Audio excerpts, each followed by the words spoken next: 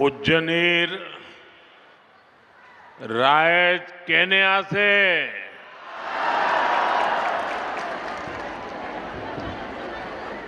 आपुना लुकोलोय मोर आंतरिक मोरम आरु श्रद्धा जाजिसो असम के गवर्नर लक्ष्मण प्रसाद आचार्य जी, मुख्यमंत्री हेमंता बिस्वा शर्मा जी, केंद्र में मेरे सहयोगी और यहीं के आपके प्रतिनिधि असम के पूर्व मुख्यमंत्री सर्बानंद सोनोवाल जी, असम सरकार के मंत्रीगण, सांसद, विधायक, अन्य महानुभाव और विशाल संख्या में आए हुए हम सबको आशीर्वाद देने के लिए आए हुए मेरे सभी भाई और बहनों, जितने लोग पंडाल में हैं उससे ज्यादा मुझे वहां बाहर दिखते हैं।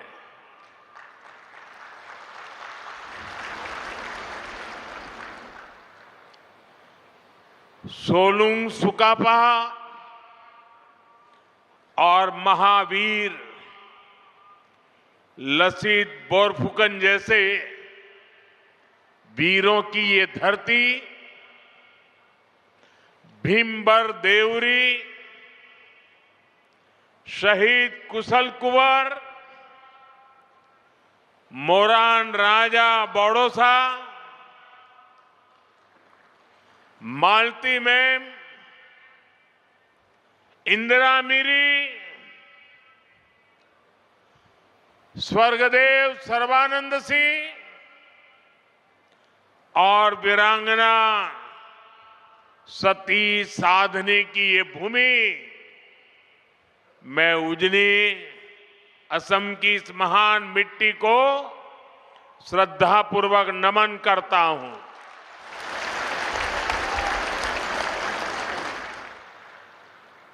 साथियों, मैं देख रहा हूं सामने दूर दूर तक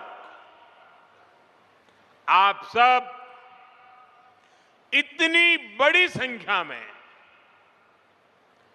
अपना उत्साह, अपना उमंग, अपना स्नेह बरसा रहे हैं और खासकर मेरी माताएं बहनें इतनी विशाल संख्या में आप जो प्यार और आशीर्वाद लेकर आई हैं, ये हमारी सबसे बड़ी शक्ति है, सबसे बड़ी ऊर्जा है, एक अद्भुत अनुभूति है। मेरी बहुत सी बहनें असम के चाय बागानों की खुशबू लेकर यहां उपस्थित है। चाय की ये खुशबू मेरे और असम के रिश्तों में एक अलग ही एहसास पैदा करती है।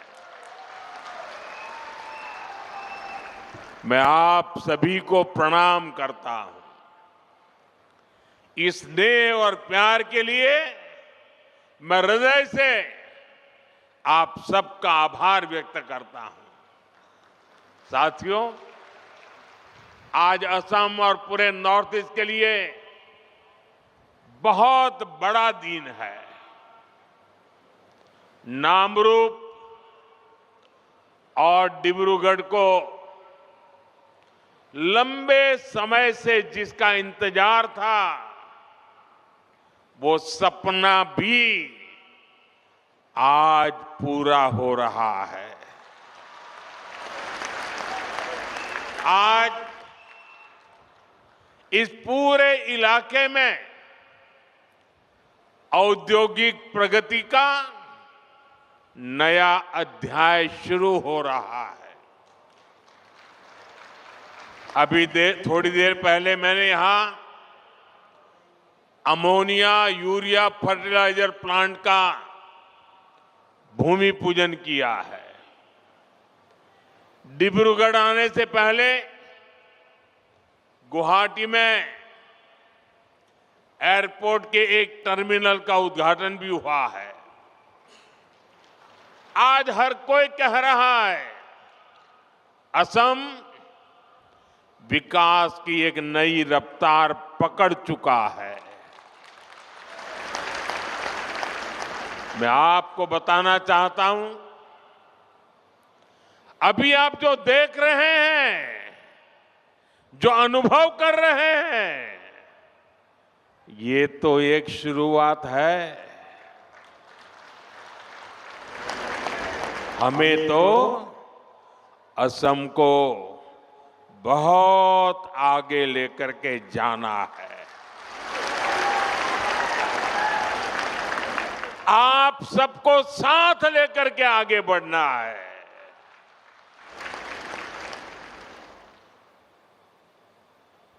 असम की जो ताकत और असम की भूमिका अहोम साम्राज्य के दौर में थी, विकसित भारत में असम वैसी ही ताकतवर भूमि बनाएंगे। नए उद्योगों की शुरुआत, आधुनिक इंफ्रास्ट्रक्चर का निर्माण,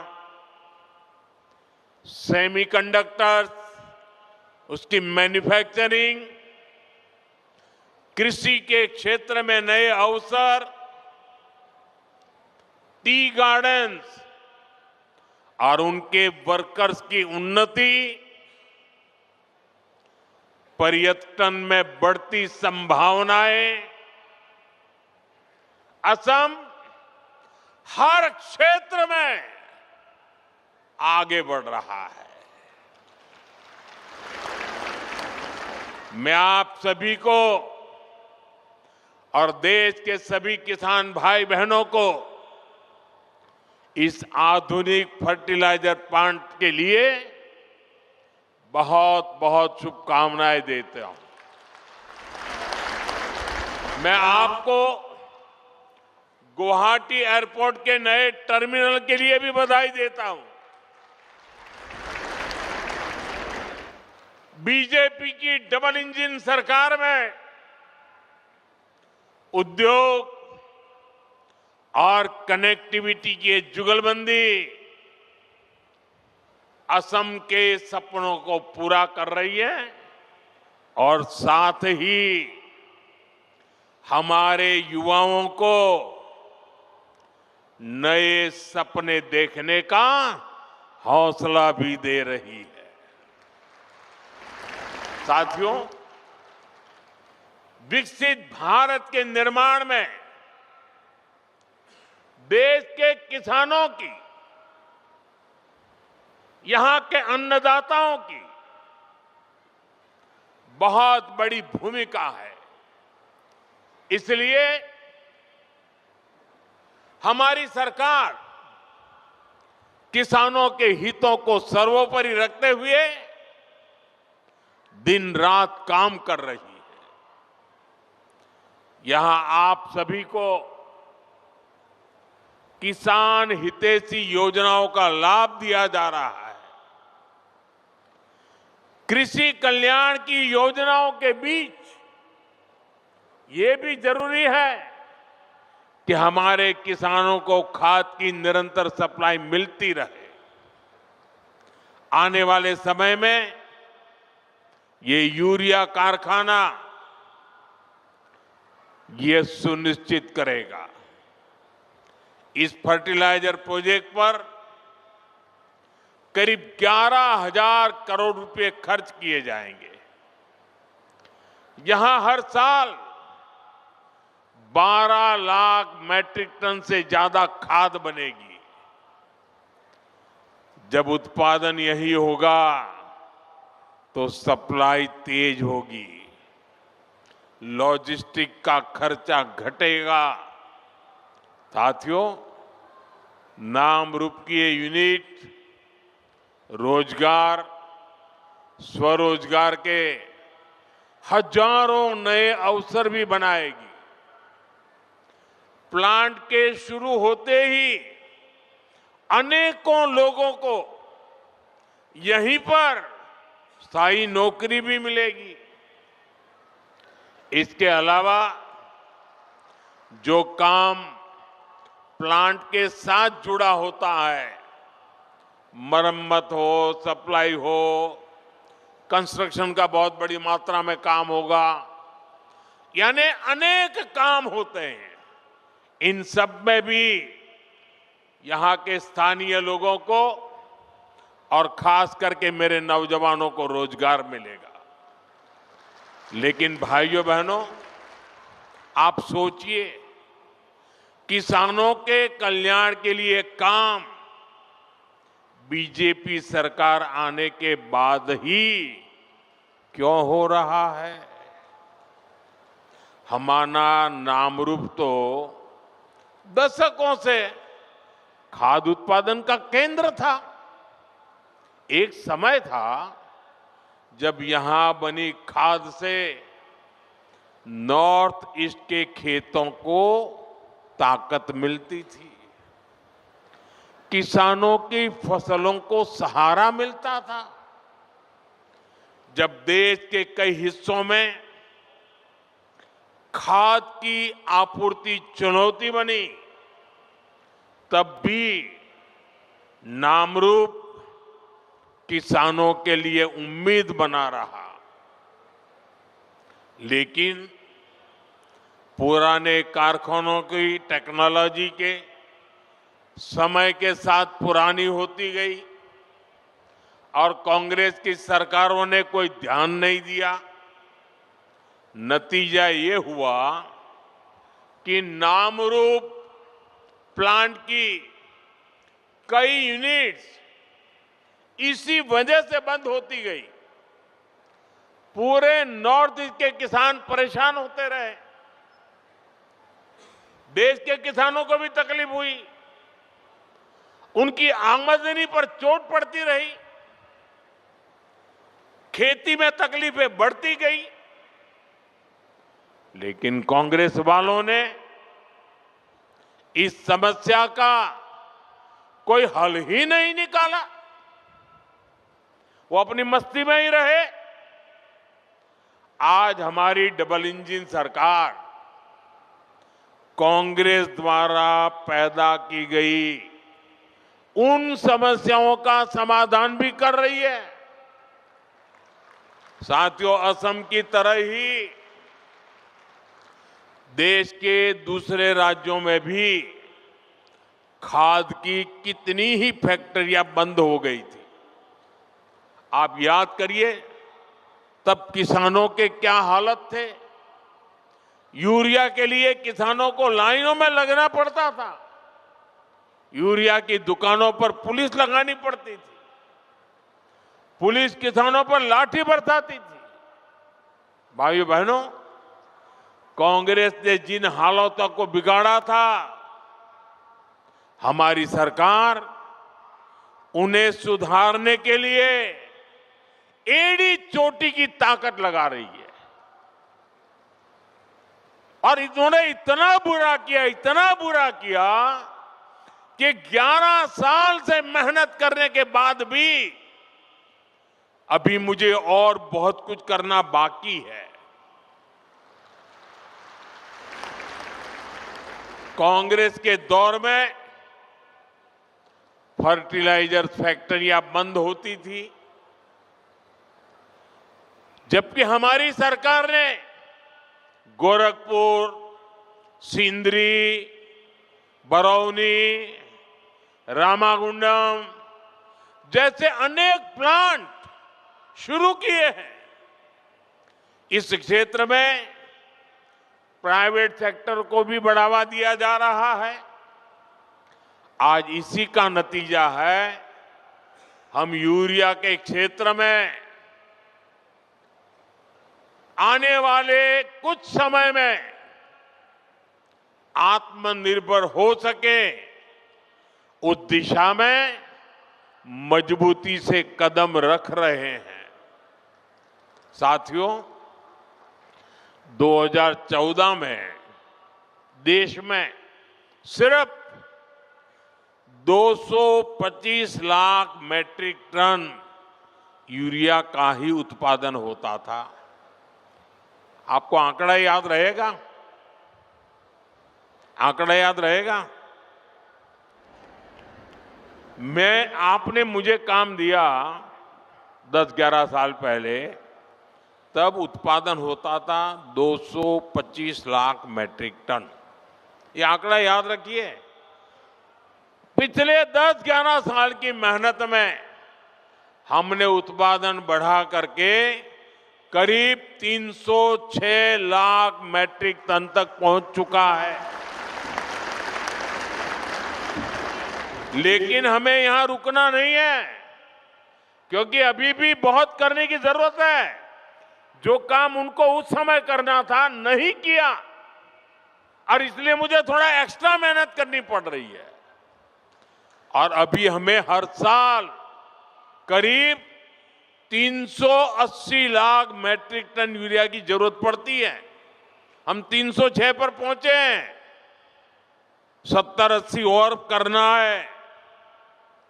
लेकिन मैं देशवासियों को विश्वास दिलाता हूं, हम जिस प्रकार से मेहनत कर रहे हैं, जिस प्रकार से योजना बना रहे हैं, और जिस प्रकार से मेरे किसान भाई बहन हमें आशीर्वाद दे रहे हैं, हम हो सके उतना जल्दी इस गैप को भरने में कोई कमी नहीं रखेंगे।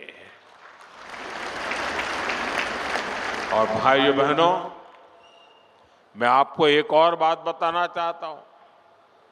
आपके हितों को लेकर हमारी सरकार बहुत ज्यादा संवेदनशील है।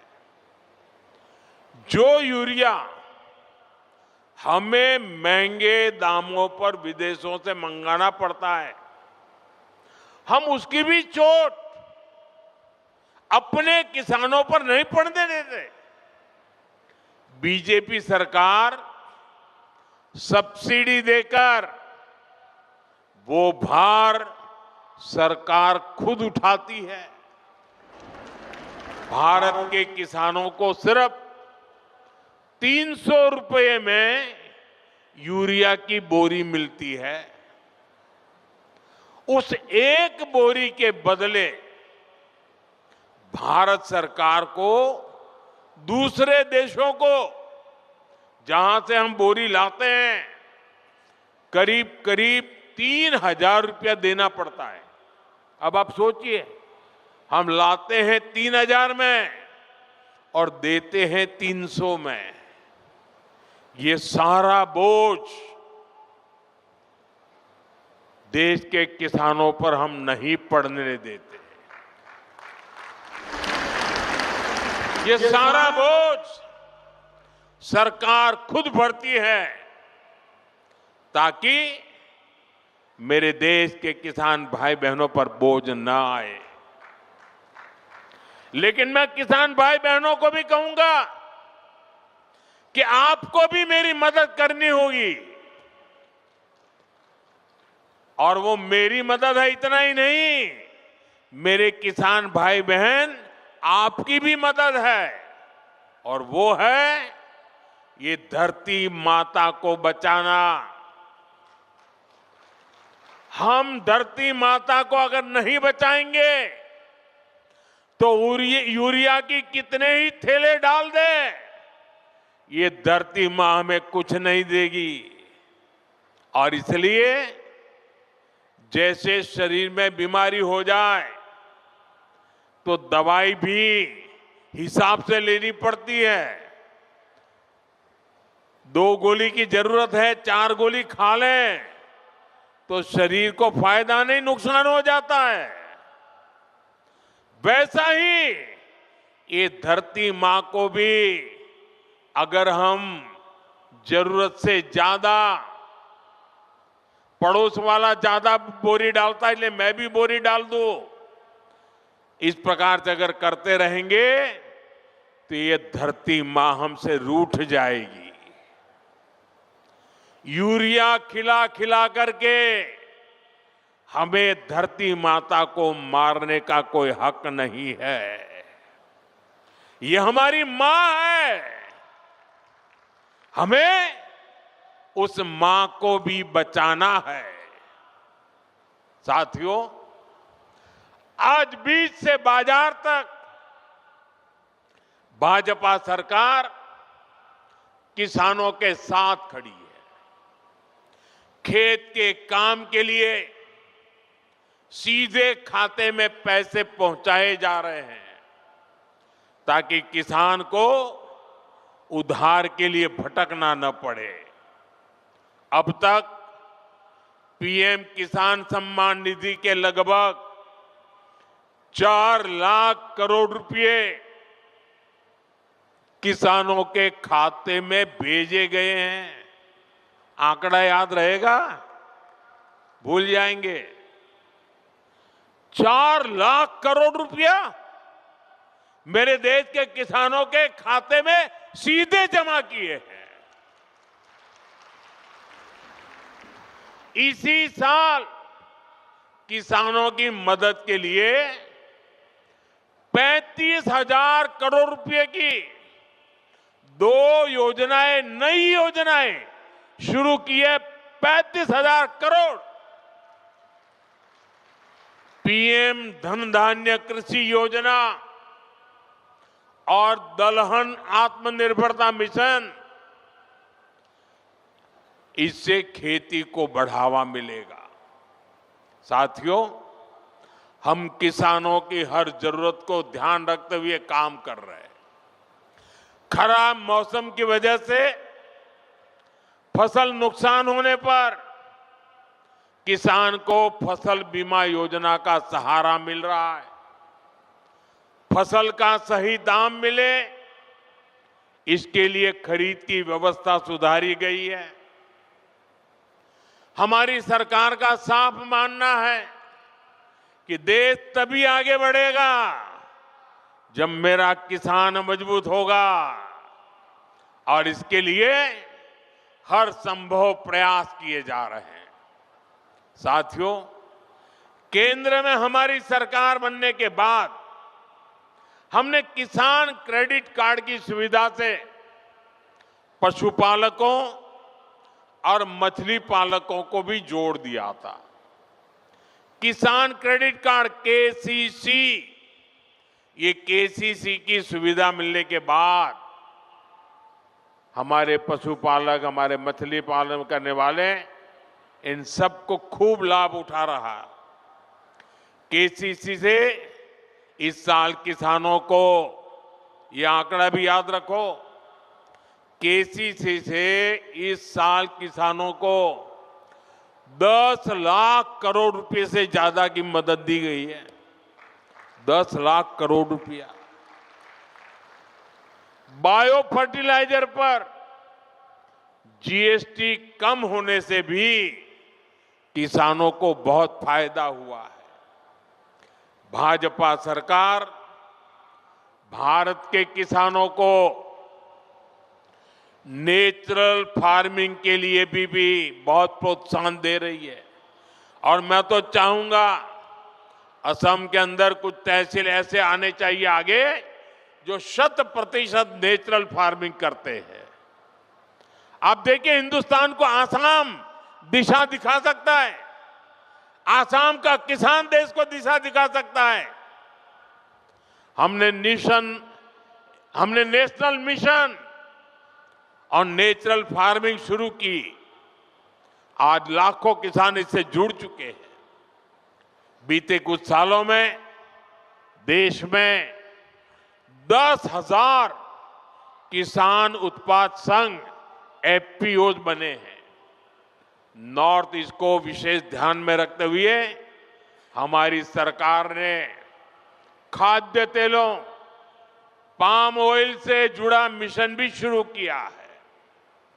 ये मिशन भारत को खाद्य तेल के मामले में आत्मनिर्भर तो बनाएगा ही, यहां के किसानों की आय भी बढ़ाएगा। साथियों, यहां इस क्षेत्र में बड़ी संख्या में हमारे टी गार्डन वर्कर्स भी हैं। ये भाजपा की ही सरकार है जिसने असम के 7.5 लाख टी गार्डन वर्कर्स के जनधन बैंक खाते खुलवाए। अब बैंकिंग व्यवस्था जुड़ने की वजह से इन वर्कर्स के बैंक खातों में सीधे पैसे भेजे जाने की सुविधा मिली है।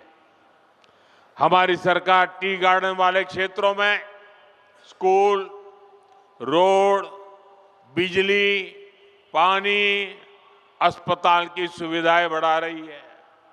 साथियों, हमारी सरकार सबका साथ, सबका विकास के मंत्र के साथ आगे बढ़ रही है। हमारा ये विजन देश के गरीब वर्ग के जीवन में बहुत बड़ा बदलाव लेकर आया है। पिछले 11 वर्षों में हमारे प्रयासों से, योजनाओं को धरती पर उतारने के कारण 25 करोड़ लोग, ये आंकड़ा भी याद रखना, 25 करोड़ लोग गरीबी से बाहर निकले हैं। देश में एक नियो मिडिल क्लास तैयार हुआ है। ये इसलिए हुआ है क्योंकि बीते वर्षों में भारत के गरीब परिवारों के जीवन स्तर में निरंतर सुधार हुआ है। कुछ ताजे आंकड़े आए हैं जो भारत में हो रहे बदलाव के प्रतीक हैं। साथियों, और मैं मीडिया में ये सारी चीजें बहुत कम आती है और इसलिए मैं आपसे आग्रह करता हूं, मैं जो बातें बताता हूं जरा याद रख करके औरों को बताना।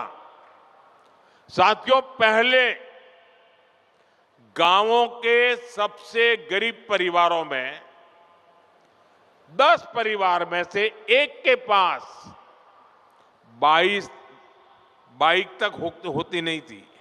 10 में से एक के पास भी नहीं होती। अभी जो सर्वे आए हैं, अब गांव में रहने वाले करीब करीब आधे परिवारों के पास बाइक या कार होती है। इतना ही नहीं, मोबाइल फोन तो लगभग हर घर में पहुंच चुके हैं। फ्रिज जैसी चीजें जो पहले लग्जरी मानी जाती थी, अब ये हमारे नियो मिडिल क्लास के घरों में भी नजर आने लगी है। आज गांवों की रसोई में भी वो जगह बना चुका है। नए आंकड़े बता रहे हैं कि स्मार्टफोन के बावजूद गांव में टीवी रखने का चलन भी बढ़ रहा है। ये बदलाव अपने आप में नहीं हुआ। ये बदलाव इसलिए हुआ है क्योंकि आज देश का गरीब सशक्त हो रहा है। दूर दराज के क्षेत्रों में रहने वाले गरीब तक भी विकास का लाभ पहुंचने लगा है। साथियों, भाजपा की डबल इंजन सरकार गरीबों, आदिवासियों, युवाओं और महिलाओं की सरकार है। इसलिए हमारी सरकार असम और नॉर्थ ईस्ट में दशकों की हिंसा खत्म करने में जुटी है। हमारी सरकार ने हमेशा असम की पहचान और असम की संस्कृति को सर्वोपरि रखा है। भाजपा सरकार असमिया गौरव के प्रतीकों को हर मंच पर हाईलाइट करती है। इसलिए हम गर्व से महावीर लसित बोरफुकन की 125 फीट की प्रतिमा बनाते हैं। हम असम के गौरव भूपेन हजारिका की जन्म शताब्दी का वर्ष मनाते हैं। हम असम की कला और शिल्प को, असम के गोमोशा को दुनिया में पहचान दिलाते हैं। अभी कुछ दिन पहले ही रशिया के राष्ट्रपति श्रीमान पुतिन यहां आए थे। जब दिल्ली में आए तो मैंने बड़े गर्व के साथ उनको असम की ब्लैक टी गिफ्ट किया था।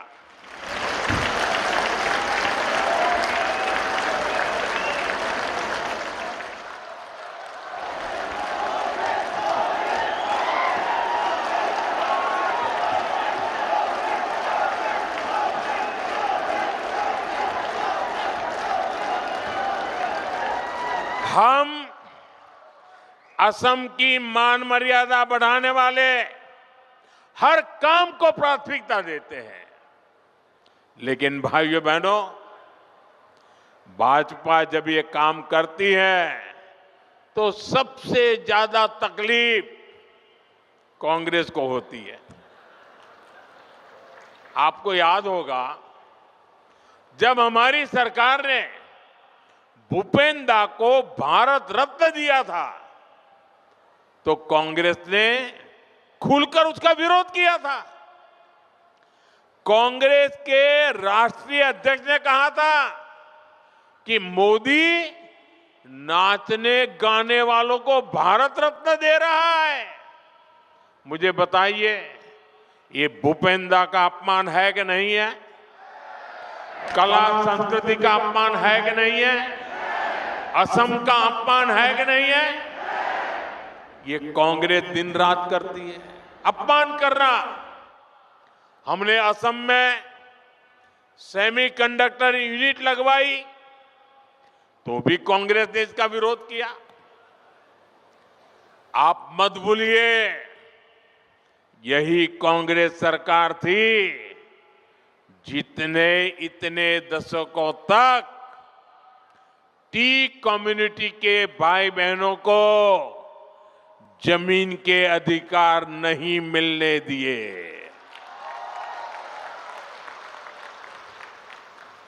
बीजेपी की सरकार ने उन्हें जमीन के अधिकार भी दिए और गरिमापूर्ण जीवन भी दिया। और मैं तो चाय वाला हूं, मैं नहीं करूंगा तो कौन करेगा?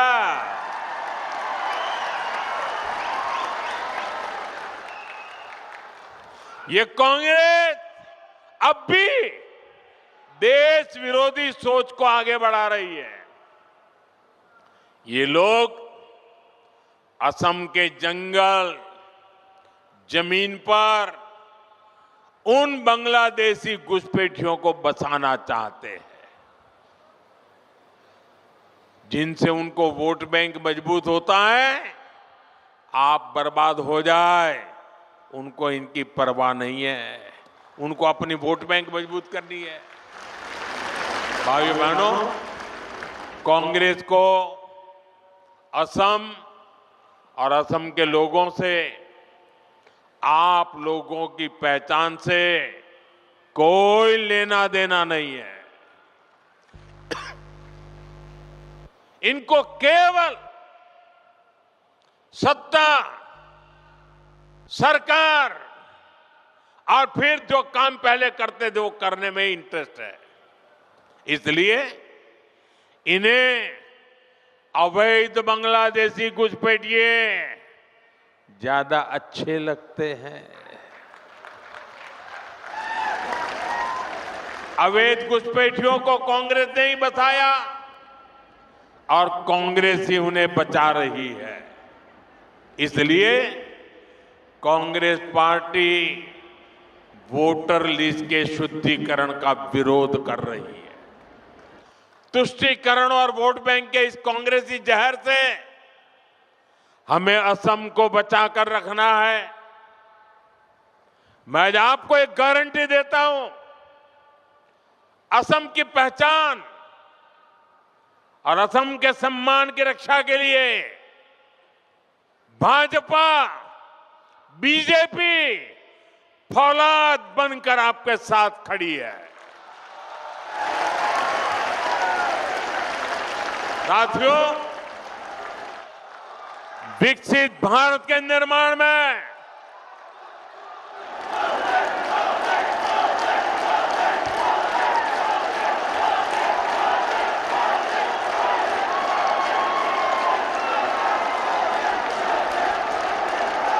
आपके आशीर्वाद यही मेरी ताकत है। आपका ये प्यार यही मेरी पूंजी है और इसीलिए पल पल आपके लिए जीने का मुझे आनंद आता है। विकसित भारत निर्माण में पूर्वी भारत की हमारे नॉर्थ ईस्ट की भूमिका लगातार बढ़ रही है। मैंने पहले भी कहा है कि पूर्वी भारत भारत के विकास का ग्रोथ इंजन बनेगा। नाम रूप की ये नई यूनिट इसी बदलाव की मिसाल है। यहां जो खाद बनेगी वो सिर्फ असम के खेतों तक नहीं रुकेगी, ये बिहार, झारखंड, पश्चिम बंगाल और पूर्वी उत्तर प्रदेश तक पहुंचेगी। ये कोई छोटी बात नहीं है। ये देश की खास जरूरत में नॉर्थ ईस्ट की भागीदारी है। नामरूप जैसे प्रोजेक्ट ये दिखाते हैं कि आने वाले समय में नॉर्थ ईस्ट आत्मनिर्भर भारत का बहुत बड़ा केंद्र बनकर उभरेगा। सच्चे अर्थ में अष्टलक्ष्मी बनकर के रहेगा। मैं एक बार फिर आप सभी को नए फर्टिलाइजर प्लांट की बधाई देता हूं।